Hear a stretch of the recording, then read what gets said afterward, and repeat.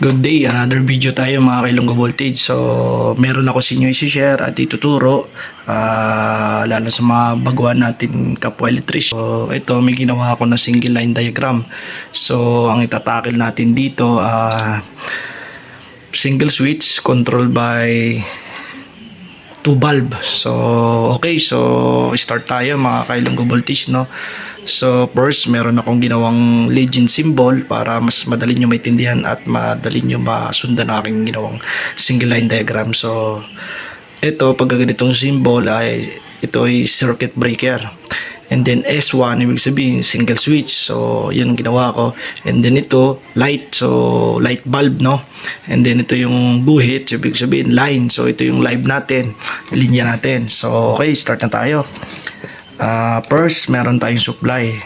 So kung saan man tayo na lugar, may supply naman na 220 volts, 230 volts o mas mababa pa doon. And then meron tinatawag na line to line connection, and then meron line to neutral connection. So dito sa amin is line to line. Okay, so first, line 1, line 2, ito na yung linya, wire. And then pagbaba, ito yung breaker. So ang ginagamit natin dito na breaker is 15 amperes, standard yan ni PC pag sa lightings ang ginagawa natin. And then yung ginagamit natin na breaker na wire dito is 2.0 mm, no?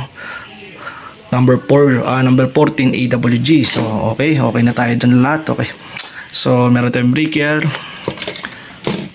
And then dito na tayo ngayon sa load side, sa taas line side, sa baba load side, yung papuntang bahay na natin, no? So line 1, line 2, and then meron tayo dito neutral natin, dumiretso sa isang ilaw natin, and then pumunta pa sa isang ilaw natin. So magkasama sila, mag-connected sila, no? So ang neutral natin. Okay, tapos yung live natin, ito yon live, bumaba sa switch natin. So mga kailonggo voltage, yung switch naman ay meron 4 na butas yan. So ito, yung isang butas dito ay doon natin ipapasok yung isang live. Now yung wire papasok natin dito. So ito yung live. And then may tinatawag na return. So ito yung return natin, papasok natin, wire din to. So ito yung return natin, pumunta sa isang ilaw natin din. So ito yon. And then connected din siya sa isang ilaw natin. So connected yung return natin, no? Dalawa.